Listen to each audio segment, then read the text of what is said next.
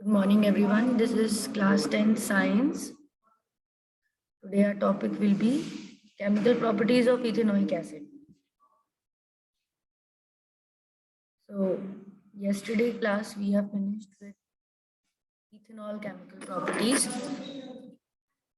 That what are the chemical properties? I want any one of you to reply. कल हमने ethanol की chemical properties पढ़ी थी ना, तो उनमें से कुछ केमिकल प्रॉपर्टीज आप मुझे बताइए। इथेनॉल की केमिकल प्रॉपर्टीज, इथेनॉल कहाँ यूज आता है, यूजेस ऑफ इथेनॉल, बिकॉज इसी तरह के क्वेश्चन आएंगे एग्जाम में on the chemical properties, where it is used, ठीक है। These all will come in your exam. तो टेल मी, इथेनॉल का फॉर्मूला क्या है? सबसे पहले तो ये बताओ, what is the formula of ethanol? C2H5OH. C2H5OH, okay.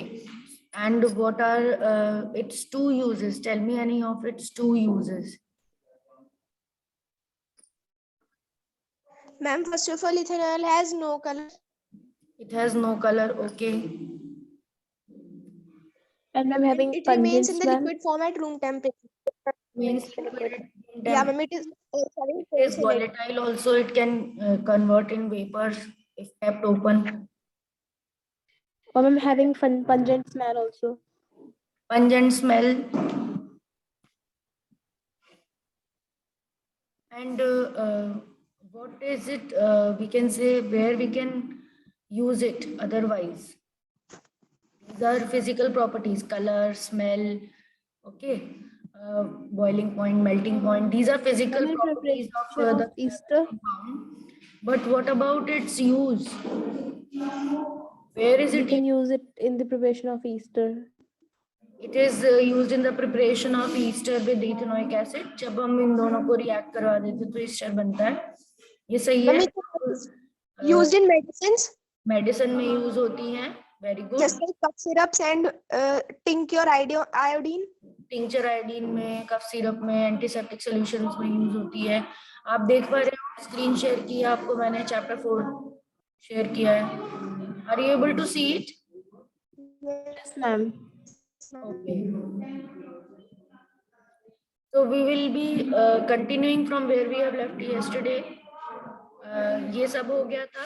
निकल कैटलिस्ट के प्रेजेंस में कौन सा रिएक्शन करा था? ये कौन सा रिएक्शन कहलाता है जिसमें हाइड्रोजन जोड़ते हैं? What is the name of this reaction? Can you tell me? What is the name of this reaction? Ma'am, addition reaction. Addition reaction, very good. और substitution reaction की कौन बताएगा equation? Who will tell the substitution reaction equation? जल्दी, fast. Who will tell me कैसे करते हैं chlorine को substitute? What is the substitution reaction? नहीं, मीथेन में हम लोग कैसे सब्स्टिट्यूशन कर रहे थे? मीथेन में Cl2 से कर रहे थे। क्या बन रहा था? What we are getting? CH3Cl plus HCl बन रहा था। यानी क्लोरीन ने क्या किया? एक हाइड्रोजन एटम को क्या किया? रिप्लेस किया। और क्या निकल रहा था साथ में? HCl निकल रहा था, ठीक है। So this was the reaction of substitution reaction. Clear हो गया? Yes, ma'am. अब नेक्स्ट हम आते हैं important carbon compound ethanol and ethanoic acid. Properties of ethanol हम डिस्कस कर चुके हैं। दो रिएक्शंस थे इसके, सोडियम इथॉक्साइड बनवाना, और लास्ट रिएक्शन कौन बताएगा? कंसंट्रेटेड H2SO4 के प्रेजेंस में हीट करवाया था। क्या होता है जब इथेनॉल C2H5OH यानी कि इथेनॉल, चाहे इसको हम CH3 CH2OH लिखे, चाहे C2H5 डायरेक्टली क्या लिख ले, C2H5OH, इसको किसके प्रेजेंस में करवा रहे हैं?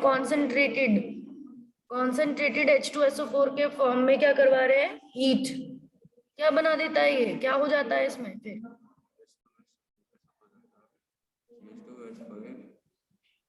इथीन। Ma'am dehydration. किसमें चेंज जाता है ये? डिहाइड्रेशन होके मैम इथीन में चेंज हो जाता है। इथीन बन जाता है। C2 C2H5 C2H ऐसे इसमें डबल बॉन्ड लग जाता है, C2H4 बन जाता है। क्या बन जाता है? मतलब ये पूरा ग्रुप, इसका पूरा ग्रुप क्या हो जाता है? ये वाटर और एक यहाँ से हाइड्रोजन, ये वाटर रिलीज हो जाता है। डिहाइड्रेशन रिएक्शन बोलते हैं। कंसंट्रेटेड H2SO4 के साथ कौन सा रिएक्शन बोलते हैं? Dehydration reaction. ये सारी रिएक्शन इंपॉर्टेंट है, ये केमिकल प्रॉपर्टीज है।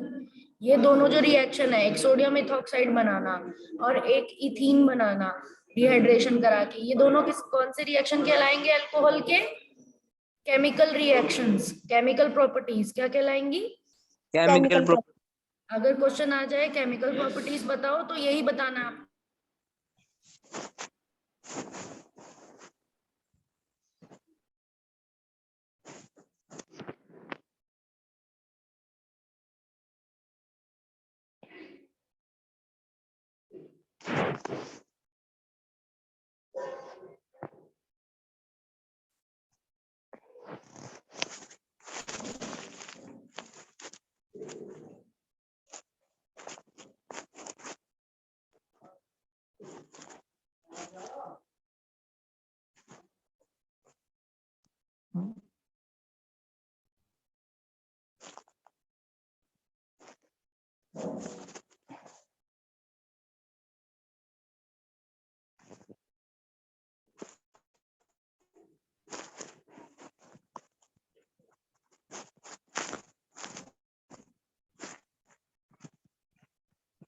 We have studied about alcohol as fuel कि अगर हम अल्कोहल को पेट्रोल के साथ मिक्स करेंगे तो हम उससे ऐसे नॉर्मल बाइक भी चला सकते हैं। जैसे हम बाइक को फ्यूल की तरह पेट्रोल को फ्यूल यूज करके करते हैं, उसमें थोड़ा सा अमाउंट में हम जो हमारा अल्कोहल है वो भी मिक्स करके यूज किया जा सकता है, करा भी जाता है। कहीं कहीं पर करना ही पड़ेगा क्योंकि पेट्रोल इतना नहीं है अमाउंट में कि पूरे वर्ल्ड उसको अनलिमिटेड टाइम तक चला सके। हमें दूसरे अल्टरनेटिव सोर्सेज ऑफ फ्यूल के ऊपर डिपेंड होना ही पड़ेगा, ठीक है। और इसके बाद अब हम आते हैं प्रॉपर्टीज ऑफ इथेनॉइक एसिड पे। और इथेनॉइक एसिड को एसिटिक एसिड भी बोलते हैं, ठीक है। इसका कॉमन नेम होता है। आपने जब एसिड बेस चैप्टर पढ़ा था उसमें भी आपने पढ़ा था कि acetic acid, citric acid, lactic acid ये ऑर्गेनिक एसिड्स होते हैं। तो एसिटिक एसिड कौन सा एसिड है? Organic acid. विनेगर भी है, घर में इसको क्या बोलते हैं? घर में जो हम खाने में भी यूज करते हैं इसको क्या होता है? ये विनेगर। बट घर में जो यूज होता है वो प्योर, मतलब उसकी कॉन्सेंट्रेशन इतनी ज्यादा हाई नहीं होती जितनी लैब में बिल्कुल एब्सोल्यूट एसिटिक एसिड मिल सकता है, जिसको ग्लेशियल एसिटिक एसिड भी कहा जाता है, जो एब्सोल्यूट होता है 99%, 95%, क्योंकि वो जमा हुआ मिलता है हमें। अगर सर्दियों का टाइम आएगा ना तो वो उसको अगर हम ओपन करेंगे उस बॉटल को जिसमें एसिटिक एसिड रखा है प्योर वाला, तो हम देखेंगे कि पूरा जमा हुआ है बर्फ जैसा। तो व्हाइट ग्लेशियल बोल देते हैं। क्या बोल देते हैं? Glacial acetic acid. ग्लेशियर से आया है, ग्लेशियर में बर्फ जमी रहती है ना हमेशा। तो अब इस पैराग्राफ को आप पढ़ोगे, प्रॉपर्टीज ऑफ इथेनॉइक एसिड को। कोई भी एक बच्चा रीड करो, unmute yourself any one of you and will read the properties of ethanoic acid. Properties of ethanoic acid. Ethanoic acid is a compound called acetic acid and belongs to a group of acetic called carbolic acid. 5 to 8% solution of acetic acid in water is called vinegar, and it is widely as a preventative in pickles. The melting point of pure ethanoic acid in important here to note acid जो है acetic acid, वो कौन से acid का group है? Carboxylic acid का group है। किसका? कार्बन कंटेनिंग एसिड का ग्रुप है। एंड हमारे घर में जो विनेगर है, मैंने बोला था ना उसमें हाई कॉन्सेंट्रेशन नहीं होता एसिटिक एसिड का, उसमें सिर्फ कितना कॉन्सेंट्रेशन होता है? 5 to 8%। क्या लिखा हुआ है ये? 5 to 8% सोल्यूशन। बहुत डाइल्यूटेड होता है वो, ठीक है। वाटर में डाइल्यूटेड होता है, तभी तो हम उसे खाने में यूज करते हैं। अगर हाई एसिड होगा तो हम उसको खाने में क्यों इतना यूज करेंगे, ठीक है। तो 5 to 8% की सोल्यूशन एसिटिक एसिड की वाटर के अंदर, इसी को विनेगर कहते हैं, जो प्रिजर्वेटिव की तरह भी अचार वगैरह में डलता है और ये खाने में भी यूज होता है। अब आगे पढ़ोगे यहाँ से। रीड फर्दर, इसके आगे आप पढ़ो। 290 The melting and often acid is 290 and the it is called lime. of This gives rise to name glycine acetic acid. The group of organic compounds called carbolic acid and observably characterized by a spatial acidity. However, unlike Milron's acids like HCl, which are completely ionized, carbolic acid are weak acid. यानी कि क्या बताया है यहाँ पर कि group of organic compounds, ये मैंने दो चीज बता दी आपको कि तो विनेगर में कितनी कॉन्सेंट्रेशन है एसिटिक एसिड की, सिर्फ 5 to 8%, और वाटर में वो मिक्स्ड है। और वो किसकी तरह काम होता है, अचार वगैरह में डलता है, सिरका जो हम बोलते हैं विनेगर। इसका अब आ जाते हैं प्योर फॉर्म के ऊपर, प्योर इथेनोइक एसिड के ऊपर। प्योर इसके बारे में क्या बताया है कि उसका जो इसका मेल्टिंग पॉइंट है वो 290 केल्विन होगा प्योर का, एंड ये ऑफन फ्रीज रहता है, विंटर के दौरान ये फ्रीज्ड कंडीशन में हमें मिलेगा। एंड इसी वजह से इसका नाम भी क्या है, जैसे ग्लेशियर में बर्फ जमी रहती है तो वैसे ही ग्लेशियल एसिटिक एसिड। क्लियर हो गया? ग्लेशियल एसिटिक एसिड क्लियर हुआ बेटा? yes ma'am. तो एक और चीज यहाँ पर मैं आपको बताना चाहती हूँ, ये नेम्स भी आ सकते हैं एग्जाम में कि what do you mean by glacial acetic acid, क्यों कहा जाता है, उसका मेल्टिंग पॉइंट क्या होता है। तो these are all important points. ये प्रॉपर्टीज भी हो गई, ये इथेनोइक एसिड की क्या हो गई, प्रॉपर्टीज हो गई कि विनेगर के फॉर्म में वो प्रेजर्वेटिव में पिकल्स में डलना, ठीक है। और मेल्टिंग पॉइंट इसका क्या हो गया, 290 केल्विन, ये इसकी प्रॉपर्टी हो गई। It's remain freeze during winter, ये भी इसकी प्रॉपर्टी हो गई। And it is a group, it belongs to group of acid called carboxylic acid. ये भी हर लाइन में इसके क्या है, प्रॉपर्टीज है। क्लियर हो रहा है? Next, the group of organic compounds are called carboxylic acid are obviously characterized by special acidity. अब एसिड है तो एसिडिटी तो होगी ही इसमें। अब एसिडिटी से क्या समझते हो, acid, what are acids, acid word से क्या समझते हो तुम? And those who are sour in taste and are very corrosive in acid nature. होते हैं जो इजीली क्या रिलीज करते हैं, H plus ions. रिलीज करता है easily Ma'am, H plus ions. Plus ions, जो अपने अंदर से ज्यादातर क्या रिलीज कर सकता है, H प्लस, वो एसिड होते हैं। और जो OH नेगेटिव निकालते हैं वो क्या होते हैं, बेस। Base. ये थी ना इनकी डेफिनेशन, तो यही रहेगी डेफिनेशन। तो एसिडिटी का मतलब यही है, तेजाब तो है एसिड, बट उसका मतलब तो ये होना चाहिए ना कि वो H पॉजिटिव निकाल रहा है, साइंस की लैंग्वेज में तो वही बोला जाएगा। आगे क्या है, मिनरल एसिड्स। पर मिनरल एसिड्स और कार्बोक्सिलिक एसिड्स में क्या फर्क है, मिनरल एसिड्स और कार्बोक्सिलिक एसिड में ही फर्क है कि कार्बोक्सिलिक एसिड क्या होंगे, ऑर्गेनिक भी होंगे और वीक भी होंगे। क्या होंगे, ऑर्गेनिक, क्योंकि कार्बन कंपाउंड्स के हैं। और कैसे होंगे, ऑर्गेनिक एसिड है तो कैसे होंगे, वीक नेचर के होंगे, कम H रिलीज करेंगे। कितने H रिलीज करेंगे, लेस H रिलीज करेंगे। वहीं पर जो दूसरे एसिड्स होते हैं, मिनरल एसिड्स यानी कि HCl, H2SO4, ये वाले, ये क्या करते हैं, ये हाई एसिड्स होते हैं। ये ज्यादा रिलीज करते हैं, ये ज्यादा H पॉजिटिव रिलीज करते हैं, कंप्लीटली जितने भी H इनके अंदर होते हैं सब रिलीज कर देते हैं, पूरा 2H रिलीज कर देते हैं, पूरे H रिलीज कर देते हैं। पर कार्बोक्सिलिक एसिड कितना रिलीज करेगा, मैम बहुत कार्बोक्सिलिक कम एसिड का करेगा ये। फॉर्मूला है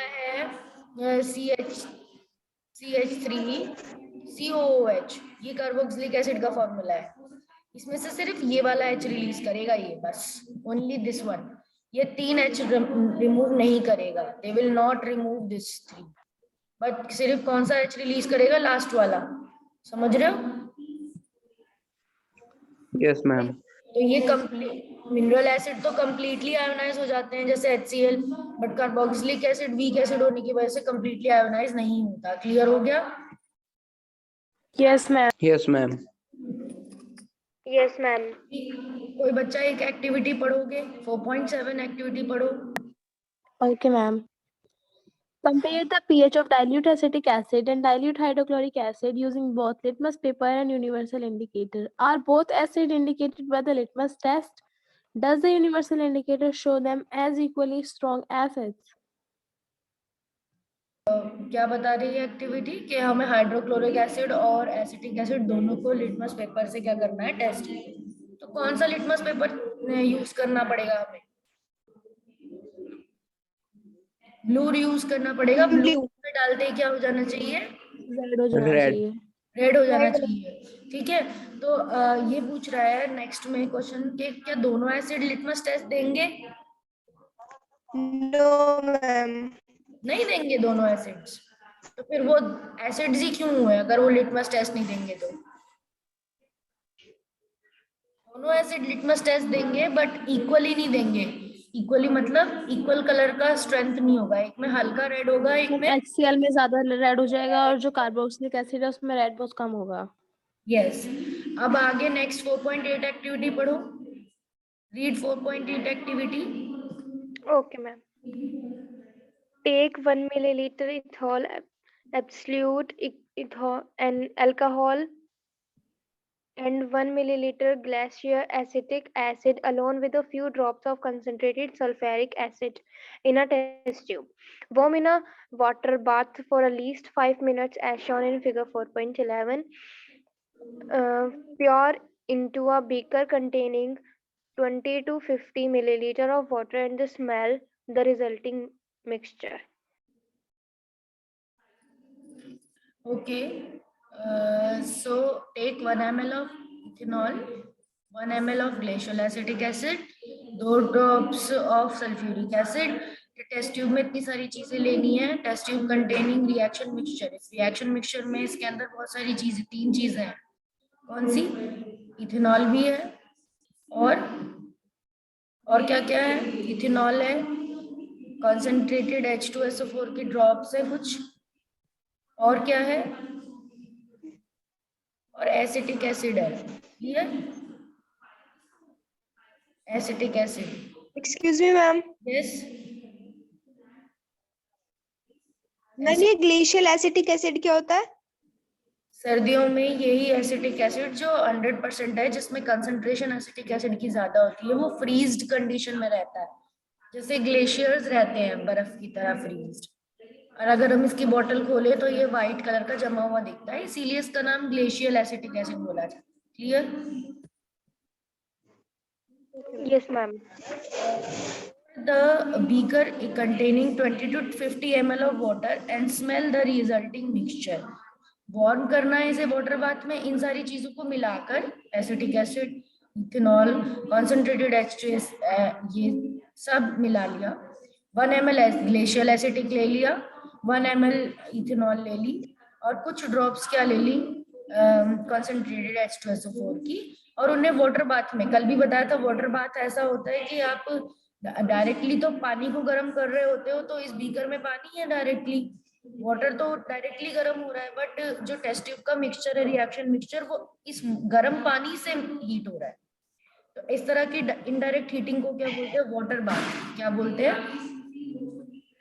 वाटर बाथ। Water bath. बार तो उसमें हमने क्या करना है, उसमें उसे मिक्स होने देना है, उसका रिएक्शन होने देना है। थोड़ी देर बाद हम क्या देखेंगे कि इस टेस्ट ट्यूब से कुछ sweet smelling substance, sweet smell आने लगेगी, तो ये ईस्टर फॉर्मेशन हो जाएगा इसके अंदर। ऐसे जब हम करते रहेंगे कुछ मिनट्स तक, तो it will be formed, ester will be formed after reaction of ethanol and glacial acetic acid. Clear?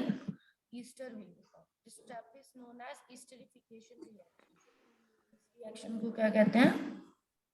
स्टैटिफिकेशन। Esterification भी बोलते हैं। ये इंपॉर्टेंट है, ये नेम्ड रिएक्शन है। ये ऐसे कैसे एग्जाम में भी आ सकता है कि या फिर एक्टिविटी आपकी बुक में दी हुई है तो एक्टिविटी में लेबल करने को आ सकता है, एक्टिविटी का डायग्राम ड्रॉ करने को आ सकता है कि draw the diagram for the formation of Easter. देखो डायग्राम के नीचे लिखा है ना, फॉर्मेशन ऑफ ईस्टर। ठीक है, और इक्वेशन तो इम्पोर्टेंट है ही, आपने इक्वेशन तो मैंने आपको बनाने को दी ही थी। ठीक है, तो कौन मुझे बताएगा कि कहाँ से कौन सा ग्रुप निकल रहा है, कहाँ से कौन सा ग्रुप जुड़ रहा है इसमें? कौन बताएगा मुझे? ये दो हैं, ये आपका इथेनोइक एसिड है, ये आपकी इथेनॉल है, और यहाँ पर वो H2SO4 है। अब मुझे बताओ कौन बच्चा मुझे इस प्रोडक्ट को फॉर्मेशन बता सकता है? कि ये कहाँ से कौन सा बॉन्ड जुड़ा है, कहाँ से कौन सी चीज जुड़ी है, तो ये बना है। Tell me, who will tell me? Can anyone explain कैसे लिंक हुए हैं ये वाले कार्बन्स, किस जगह से कौन सा बॉन्ड लिंक हुआ है? यस,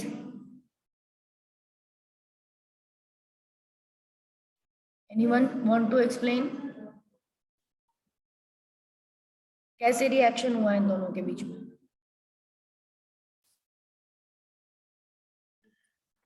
हर एक रिएक्शन का वो होता है ना। अभी हमने देखा इथेनोइक एसिड क्या करता है, कौन सा रिलीज कर सकता है, क्या रिलीज करता है, कौन सा ग्रुप रिलीज करता है इथेनोइक एसिड? एसिड है ना वो। Ma'am carboxylic acid. Carboxylic group में से क्या रिलीज करेगा वो? एसिड है, हाइड्रोजन रिलीज करेगा। और अल्कोहल क्या रिलीज कर सकती है? What the alcohol will be releasing? Ma'am hydrogen. Water release कर देगी अल्कोहल, सॉरी OH रिलीज करेगी अल्कोहल। क्या ये मोटर फॉर्मेशन हो जाएगा फिर। ऐसे लिंक हो रहा है फिर CH3 COO और O और उसके बाद C2 CH2 CH3 लिंक हुआ कि नहीं हुआ? Yes ma'am. ये Yes, ma'am. यहाँ से वाटर निकल जाएगा बीच में से, प्लस वाटर इन्होंने दे नहीं रखा पर इस रिएक्शन में वाटर निकलता है, समझ रहे हो?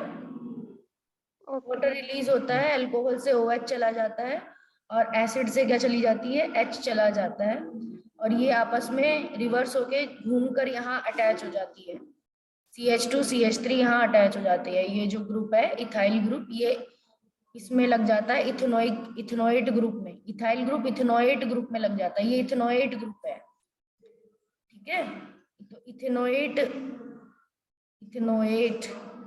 क्योंकि एसिड तो H पॉजिटिव तो निकल गया, इथेनोइट बचा तो ईस्टर बन जाता है। इस ईस्टर का नाम भी क्या होता है? इथाइल इथेनोइट होता है। इथाइल इथेनोइट, इस ईस्टर का नाम भी यही होता है क्योंकि इसमें यही दो ग्रुप है, एक इथाइल ग्रुप है और एक इथेनोइट ग्रुप है, आपस में लिंक्ड हो गए हैं, ठीक है? क्लियर हुआ? Yes ma'am. हाँ, Yes, ma'am. इसको रीड करो, कोई एक बच्चा इसे रीड करेगा। Reactions of ethanoic acid. Esterification reaction. Esters are most commonly formed by reactions of an acid and an alcohol. Ethanoic acid reacts with absolute ethanol in the presence of an acid catalyst to give an ester. Esters are sweet smelling substances. These are used in making perfumes and as a flavoring agents. On treating with sodium hydroxide, which is an alkali, the ester is converted back to alcohol and sodium salt of carboxylic acid. This reaction is known as saponification because it is used in the preparation of saponification reaction आगे दिए हुए हैं कि saponification reaction में भी ये property on treating with sodium hydroxide alkali, which is an alkali, ester is converted back to alcohol and sodium salt of carboxylic acid. Sodium hydroxide के presence में अगर हम इस ईस्टर को क्या करें, रिएक्ट करवाएं, तो ये वापस से क्या होता है, अल्कोहल अपना OH Na से ले लेती है, अल्कोहल अपना OH Na से ले लेती है और ये क्या बन जाता है, सोडियम इस पे चला जाता है, इथेनोइड ग्रुप पे। तो जब सोडियम इथेनोइट बन जाता है जो कि एक सोडियम सॉल्ट है, तो सोप बन जाता है। ये क्या बन जाता है? सोप, और ये अल्कोहल बन जाती है वापस। क्लियर हो गया? Yes ma'am. Reaction with a base like mineral acids, ethanoic acids react with base such as sodium hydroxide to give us salt. अगर हम बेस से रिएक्ट करा दे इथेनोइक एसिड को तो वो तो सॉल्ट बनाना ही है उसको, तो ये तो न्यूट्रलाइजेशन ही रिएक्शन हुआ ना, base plus acid gives you salt plus water, ठीक है? तो सिंपल, ये तो सिंपल रिएक्शन हो गया, खत्म। Clear? Reaction with carbonates and hydrogen carbonates, ये वाली भी एक्टिविटी रीड कर लो एक। बच्चा। Okay, ma'am. Set up the apparatus as shown in chapter 2, activity 2.5. Take a spatula full of sodium carbonate in a test tube and add 2 milliliter of dilute ethanoic acid. What do you observe? Pass the gas to freshly prepared lime water. What do you observe? Can the gas produced by the reaction between ethanoic and acid and sodium carbonate be identified by this test? Repeat this activity with sodium hydrogen carbonate instead of sodium carbonate. Okay, तो ये बोल रहे हैं कि अगर हम इस तरह से रिएक्शन करेंगे जैसे चैप्टर 2 में एक्टिविटी 2.5 में करवाया है, स्पैचुला फुल कार्बन का सोडियम कार्बोनेट लेंगे टेस्ट ट्यूब में और फिर उसमें 2 ml डाइल्यूट इथेनोइक एसिड डालेंगे, तो हमें क्या ऑब्जर्व होगा? अब इस गैस को अगर हम लाइम वाटर में टर्न करेंगे, अब लाइम वाटर को हम यूज कर रहे हैं, दैट मीन्स हम कौन सी गैस को कर सक रहे हैं? CO2 को ही करेंगे टेस्ट, समझ रहे हो? तो नीचे जो इक्वेशन दी है वो इसी एक्टिविटी की दी है, तो अब हम उसको पढ़ेंगे, नीचे की रिएक्शन को रीड करो। Reaction with carbonates and hydrogen carbonates. Ethanoic acid reacts with carbonate and hydrogen carbonates to give rise to a salt, carbon dioxide, and water. The salt produced is commonly called sodium acetate. तो यहाँ पर carbonate और hydrogen carbonate के साथ ethanoic acids का reaction दिया हुआ है एंड यहाँ पर इथेनोइक एसिड है, आप देख रहे हो 2 ethanoic acid plus sodium carbonate, तो 2 sodium ethanoic plus water plus carbon dioxide. नीचे भी इथेनोइक एसिड सिंगल में दे रखा है, सोडियम हाइड्रोजन कार्बोनेट दे रखा है, फिर दोबारा सॉल्ट बना है, फिर वाटर बना है और CO2 बना। तो ये हमेशा क्या प्रोड्यूस करेंगे? सोडियम कार्बोनेट तो सॉल्ट प्रोड्यूस करेगा, वाटर प्रोड्यूस करेगा कार्बन डाइऑक्साइड, और सोडियम हाइड्रोजन कार्बोनेट भी सेम ही सॉल्ट प्रोड्यूस करेगा और सोडियम एसीटेट प्रोड्यूस करेगा, सोडियम एसीटेट नाम का सॉल्ट। दोनों से ही कौन से सॉल्ट बनेगा? सोडियम एसीटेट नाम का सॉल्ट बनेगा। तो ये याद होना चाहिए आपको, और ये रिएक्शंस आपको सबको कॉपी में लिखने हैं। और ये जो क्वेश्चन है आप देख सकते हो, how would you distinguish between, experiment से कैसे डिस्टिंग्विश कर सकते हो तुम अल्कोहल और कार्बोक्सिलिक एसिड में? मैम जो अल्कोहल होगा वो मतलब जब हम लिटमस टेस्ट करेंगे ना तो उसपे कम उसका अल्कोहल पे वो शो नहीं, अल्कोहल तो करेगा ही नहीं देगा ही मैम, उसमें नहीं, एसिड ही नहीं है, हाँ ये सही तो बात करेगा ही है। नहीं। और कार्बोक्सिलिक एसिड देगा। देगा। ऑक्सीडाइजिंग एजेंट्स क्या होते हैं? मैम वो एजेंट जो कि अपने जो दूसरे एलिमेंट है जिसके साथ वो रिएक्शन करते हैं उनको ऑक्सीडाइज कर दें, यानी कि उनमें ऑक्सीजन ऐड हो जाए, तो ये ऑक्सीडाइजिंग एजेंट तो है। ऐसे एजेंट्स जो दूसरे ग्रुप्स में ऑक्सीजन ऐड कर लेते हैं उनको ऑक्सीडाइजिंग एजेंट कहते हैं। हमने जो रिएक्शन थी उनमें कौन से ऑक्सीडाइजिंग एजेंट 2 पढ़े थे? 2 ऑक्सीडाइजिंग एजेंट पढ़े थे ना हमने, जब हम अल्कोहल को ऑक्सीडाइज करके क्या बना रहे थे? What were we getting? ये वाला जो रिएक्शन है, दिस रिएक्शन, अल्कोहल ऑक्सीडाइज होके क्या बनी है? इथेनोइक एसिड, एसिड में चेंज हो जाती है अल्कोहल, इनमें एक ऑक्सीजन और जुड़ जाता है CH3 और एक हाइड्रोजन रिमूव हो जाता है, पूरा एक हाइड्रोजन नहीं पूरी हाइड्रोजन रिमूव हो जाती है, हाइड्रोजन रिमूव हो जाती है और एक ऑक्सी ग्रुप लग जाता है तो एसिड बन जाता है CH3COOH। इस पूरे हाइड्रोजन की जगह एक ऑक्सीजन और जुड़ गया, ठीक है। ये वाले जो एजेंट्स हैं अल्कलाइन KMnO4, एसिडिफाइड K2Cr2O7, ये दोनों क्या है? ये दोनों ही क्या है? ऑक्सीडाइजिंग एजेंट्स हैं, ऑक्सीडाइजिंग एजेंट्स। क्लियर हो रहा है? Yes ma'am. तो आपका ये चैप्टर यहाँ फिनिश हो जाता है ऑक्सीडाइजिंग एजेंट्स पे। क्लियर हो गया? Yes ma'am. नया चैप्टर स्टार्ट कर रहे हैं आज, हेरिडिटी वाला, क्योंकि मैंने बोला था आपको कि जैसे ही हमारा ये खत्म होगा then we will be starting our heredity chapter, and उसकी मैंने स्लाइड भी आपको शेयर कर दी थी। Clear? Yes ma'am. So I want you to resume this, and कोई एक बच्चा इसे पढ़ेगा, रीड करेगा, हेरिडिटी एवोल्यूशन। इसमें से आपका हेरिडिटी पार्ट आ रहा है एग्जाम में। Okay ma'am. Yes, read it, any one of you. और मैम इवोल्यूशन नहीं आएगा? एवोल्यूशन नहीं आएगा, हेरिडिटी आएगा। Okay. Okay. Inheritance from the previous generation provides both a common basic body design, a subtle change in it for the next generation. Now think about what would happen when this new generation in its turn reproduces. The second generation will have differences that they had inherited from the first generation as well as newly created differences. Figure 9.1 would represent the situation if a single individual reproduces as happens in asexual reproduction. If one bacterium divides and then resultant two bacteria divide again, the four individual bacteria generated would be very similar.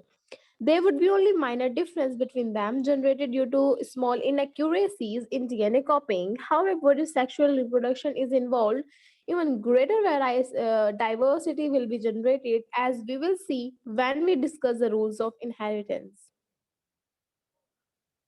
यहाँ पर जो भी paragraph में बताया है, ये बताया है कि यहाँ पर बताया है कि जब भी कोई ऑर्गेनिज्म, इस डायग्राम से समझ लेंगे हम, ये एक बैक्टीरिया का डायग्राम है। इसमें आप देखोगे एक सर्कल है बीच में, और जो तीन ओवल्स हैं, इसमें 3 ओवल्स लगे हुए हैं टॉप पे, लेफ्ट और राइट पोर्शन पे। और बेस कैसा है इसका? रेक्टेंगल है। बेस कैसा है? रेक्टेंगल है। मान लो इसकी ये बॉडी डिजाइन है, इस स्ट्रक्चर की ये बॉडी डिजाइन है। देन ये पिक्चर आपको इसी यूं ही नहीं दी हुई है कार्टून इमेज, इसका पूरा एक डिस्क्रिप्शन है। यहाँ पर जो पैराग्राफ दोनों लिखे हैं वो इस पिक्चर को ही रेफर करते हुए लिखे हैं, और इसका मीनिंग जिस बच्चे को ये पिक्चर समझ में आ गई वो ही बच्चा इसका मीनिंग समझ पाएगा। और क्वेश्चन अगर आ गया हेरिडिटी और इनहेरिटेंस कैसे होती है तो बता पाएगा। यहाँ पर एक पेरेंट ऑर्गेनिज्म है जो एसेक्सुअली रिप्रोड्यूस ही कर रहा है, और बैक्टीरिया का एग्जांपल बोला है। उसकी बॉडी डिजाइन इस तरह की, पूरा ब्लू था, 3 ओवल्स थे, एक सर्कल के ऊपर 3 ओवल्स हैं, और नीचे एक रेक्टेंगल है। समझ में आ रहा है? अब देखो, जब उसने पहली बार रिप्रोड्यूस किया तो 2 प्रोजेनीज बनाई। कैसी बनाई? 2 प्रोजेनीज, जिसमें इस तरफ वाली प्रोजेनी में एक ओवल बदल गया, रेड कलर का हो गया। दूसरे वाले में क्या बदल गया? रेक्टेंगल का कलर बदल गया, ग्रीन हो गया। बॉडी डिजाइन सेम है बट उनका कैरेक्टर थोड़ा थोड़ा बदला है, वेरिएशन आए हैं। दैट मीन्स क्या आया है? वेरिएशन। अब सेकंड वाला ये मेंबर भी रिप्रोड्यूस करेगा, ये भी रिप्रोड्यूस करेगा। तो ओरिजिनल जो वेरिएशन है उसमें ही एक नया वेरिएशन आ गया इसके ऑफस्प्रिंग में, वाइटिश और शेडेड, ठीक है। और दूसरे वाले में क्या आ गया? दूसरा ओवल पिंक हो गया। दूसरा ओवल क्या हो गया? पिंक। पुरानी वेरिएशन ऐसी की ऐसी है, रेड वाला ऐसे का ऐसा ही है, पर नए वेरिएशन एक्यूमुलेट होते जा रहे हैं। क्या होते जा रहे हैं? नए वेरिएशंस एक्यूमुलेट होते जा रहे हैं। ऐसी इसकी बात है, इसने भी जब रिप्रोडक्शन करना है तो नेक्स्ट जो 2 बनेंगे उसमें ग्रीन वाला तो नया वैसा का वैसा ही है, बट सेंटर का सर्कल बदल गया, दिख रहा है। और इधर क्या बदला है? इधर नहीं बदला है, ठीक है, इधर नहीं बदला है, तो इस वाले में बदला है। तो ऐसे ही होता है वेरिएशंस का हिसाब। जब भी कोई ऑर्गेनिज्म, चाहे वो एसेक्सुअली ही रिप्रोड्यूस कर रहा हो, भी कोई ऑर्गेनिज्म रिप्रोड्यूस करता है तो वो अपने पुराने जनरेशन की तो वेरिएशंस लाता ही है। जैसे यहाँ ला रहा है रेड, तो लाता ही है, बट नए और लेके आता है साथ में, उसके साथ साथ नए और आते जाते हैं। नेचुरली ये है, क्योंकि हर बार जब डीएनए रिप्रोड्यूस करता है, हर बार जब डीएनए अपना कॉपी बनाता है, उसमें क्या होते रहते हैं? हमेशा एरर्स। क्या होते रहते हैं उसमें? थोड़े थोड़े से एरर्स, गलतियां होती रहती हैं, जिसकी वजह से, एरर्स की वजह से ही क्या आते रहते हैं उनमें? वेरिएशंस। हर जनरेशन में क्या आते रहते हैं? वेरिएशंस। क्लियर हो रहा है बेटा?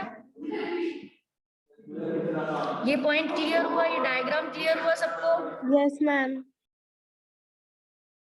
तो इसमें यही हमने पढ़ा कि second generation will have differences but that they inherit from the first generation as well as newly created differences. Second generation में हमेशा डिफरेंसेस भी होंगे और पुराने डिफरेंट चेंजेस भी आएंगे और नए भी आते जाएंगे।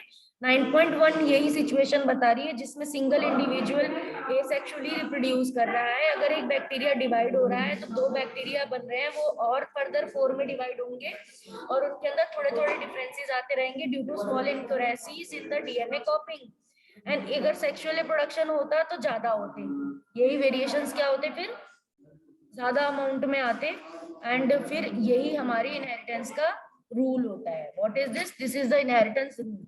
Do all these variation in a species have a equal chances of survival? क्या हर एक ऑर्गेनिज्म बराबर अमाउंट में सरवाइव करने के लिए एबल होगा, इन्वायरमेंट में अपने आप को डेवलप कर पाएगा? ऑब्वियसली नॉट, क्योंकि आप देख रहे हो कितने लेवल में बढ़ता जा रहा है चेंजेस।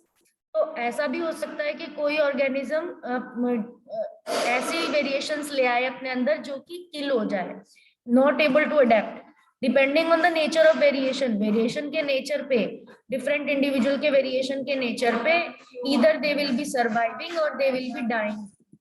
या तो वो सर्वाइव करेंगे या तो वो क्या करेंगे, मर जाएंगे। Bacteria that can withstand heat and will survive, ऐसे बैक्टीरिया अगर बिल्कुल सडनली हीट वेव आ गई तो वो सर्वाइव कर जाएंगे, जिनके अंदर ऐसे जीन्स होंगे जो हीट में सर्वाइव कर सकते हैं।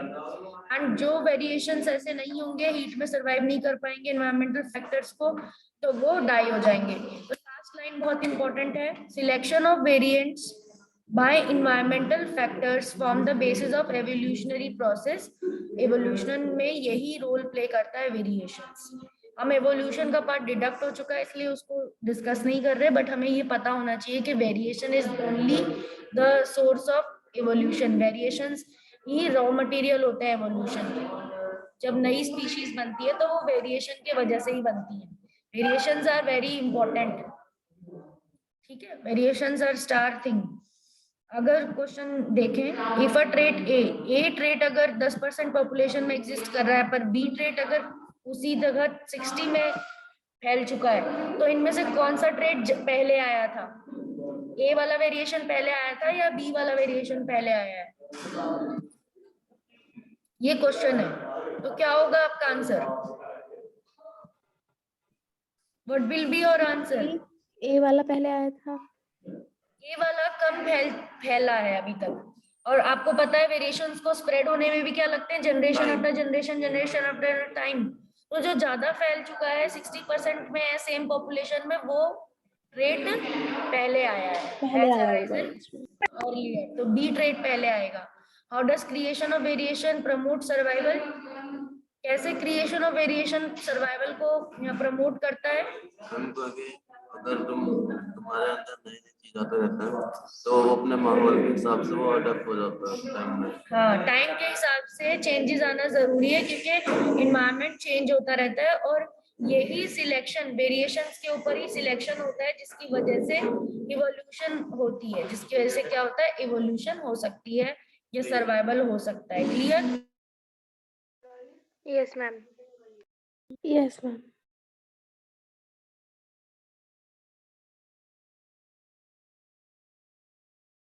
Heredity, the most obvious outcome of the reproductive process still remains the generation of individual similar design। आपको पता है जब बैक्टीरिया डिवाइड हो रहा था तो जनरल डिजाइन तो सेम ही रह रही थी, बस ओवल्स का कलर बदल रहा था। इसका मतलब ये नहीं था कि एक ओवल ही गायब हो गया, तो जनरल बॉडी डिजाइन सेम रहती है हेरिडिटी में, ठीक है। तो most obvious outcome of reproductive process क्या रहता है, रिप्रोडक्शन के बाद जनरल बॉडी डिजाइन सेम ही होनी चाहिए। तो इसी चीज को हेरिडिटी ध्यान में रखती है। और जनरल बॉडी डिजाइन कोड कौन करता है? Which thing is responsible for coding general body design? Deoxyribonucleic acid, यानी कि डीएनए। डीएनए में कोड होती हैं ये सारी। आपका डीएनए क्या है? ब्लूप्रिंट है, समझ रहे हो? DNA, deoxyribonucleic acid is a blueprint of life. Basic body design को सेम रखता है ये। क्लियर हुआ? Now the rules of heredity determine the process by which traits and characteristics are reliably inherited. Let us take a closer look. कुछ हमारे भी traits हैं, human traits हैं। जैसे यहाँ पर एक पिक्चर दिखाई हुई है, बच्चे का कान जो है डायरेक्टली फेस से जुड़ा हुआ है। तो दो तरह के ईयर लोब्स होते हैं, एक अटैच्ड और एक फ्री। ये ह्यूमन ट्रेट है, अटैच्ड ईयर लोब और फ्री ईयर लोब। यहाँ पर कुछ कुछ बच्चों के अटैच्ड ईयर लोब होते हैं, डायरेक्टली कान जो होता है फेस में जुड़ा रहता है। कुछ का कान थोड़ा सा फ्री होता है, ऐसे कर्व्ड होता है उसमें, ठीक है। हर बच्चे का अलग तरीके का होता है ईयर लोब, और ये पेरेंट्स से आता है, ठीक है। This comes from the parent. Human characters are inherited. हमारी नाक कैसी है, हमारी आंखों का कलर क्या है, हमारे हाइट कितनी है, ये सब हमारे पेरेंट्स से ही हमें जीन्स मिलते हैं। क्लियर? तो ऐसे ट्रेट्स जो हमें हमारे पेरेंट्स से मिले हैं और हम हमसे भी आगे वाली जनरेशन में जाएंगे, they are pass from generation to another, तो that traits are known as inherited traits. दो तरीके के ट्रेट्स होते हैं इसी बेसिस पे, एक इनहेरिटेड जो जनरेशंस में रन करते हैं और एक एक्वायर्ड ट्रेट्स। दूसरे वाले कौन से होते हैं? Acquired trait. एक्वायर्ड ट्रेट क्या होते हैं? लर्न किए जाते हैं, लाइफ टाइम के दौरान हम इन ट्रेट्स को लर्न करते हैं। जैसे अगर कोई कैलीग्राफी सीखता है, राइटिंग अच्छी लिखना सीखता है, तो वो अच्छा कैलीग्राफर बन सकता है।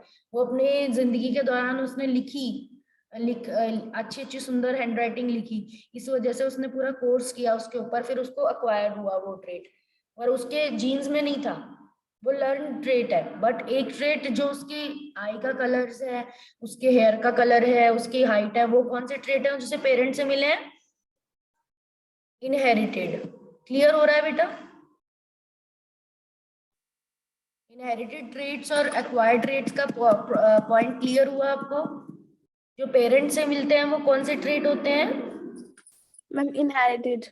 यहाँ पर आपको दो ईयर दिखा रखे हैं, नीचे वाला ईयर आप देख रहे हो अटैच्ड है, और ऊपर वाला ईयर कैसा है? फ्री है। दोनों ईयर देखे आपने?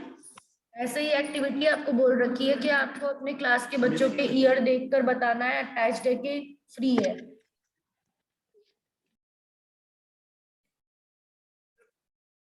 ठीक है, तो अब आप जब ऑफलाइन मोड में आओगे तभी हम देख पाएंगे तो किन बच्चों के कितने परसेंट बच्चों के फ्री हैं, कितने परसेंट के कौन सा ट्रेड ज्यादा डोमिनेंट है, तो ये तो हम तभी देख पाएंगे। अब ये भी एक तरह से वेरिएशंस होते हैं। रूल्स ऑफ इनहेरिटेंस, तो इसके जनरल नॉलेज आपने लिखी होगी। किसने दिए थे rules of inheritance? Mendel. Mendel is the father of genetics. तो जॉर्ज मेंडल एक ऐसा साइंटिस्ट था जिसके अंदर जो क्या देता था, रूल्स जिसने दिए थे हेरिडिटी के ऊपर, जो कि पीज, उसने किस पे एक्सपेरिमेंट किया था? मटर के ऊपर, पी प्लांट पे डिस्कवरी की थी। पी प्लांट की क्योंकि लाइफ साइकिल छोटी होती है, पी प्लांट क्योंकि इजीली छोटे से कैरी में उगा सकते हैं, उनका हाइट भी छोटा है, उसमें अलग अलग रंग के कैरेक्टर्स दिखा सकते हैं, इसीलिए पी प्लांट को लेकर मेंडल ने क्या किया, हेरिडिटी कैसे पास होती है उसके कैरेक्टर्स दिए। तो आज आपका यहीं पर हम लोग इसको फिनिश करेंगे, बिकॉज आज आप मेंडल के बारे में भी आगे की स्लाइड्स भी लिखोगे। इंट्रोडक्टरी स्लाइड्स आपने फर्स्ट 5 स्लाइड्स लिख ली थी आपने, कि जीन्स कहाँ होती हैं, क्रोमोसोम्स कहाँ होते हैं, वेरिएशन क्या होती है, हेरिडिटी क्या होती है, और ये जो डायग्राम है ये भी बनाओगे आप, ताकि आप इसको याद रखो। This diagram will be drawn and colour भी यूज कर सकते हो इसमें, you will be colouring also this. ये आप डायग्राम बना दोगे, इसके बारे में नीचे का डिस्क्रिप्शन भी लिखना है, बहुत इंपॉर्टेंट है, क्योंकि कभी मान लो ये डायग्राम ही आ गया कि कैसे, how will you identify that diversity succeeds over generation after generation and variations are also formed. तो ये डायग्राम अपने आप में एक्सप्लेनेटरी है। क्लियर हो गया? उसके बाद आप आगे की 5 स्लाइड और लिखोगे। You will write further 5 slides from your power point जो शेयर किया था। क्लियर बेटा? This is today's homework.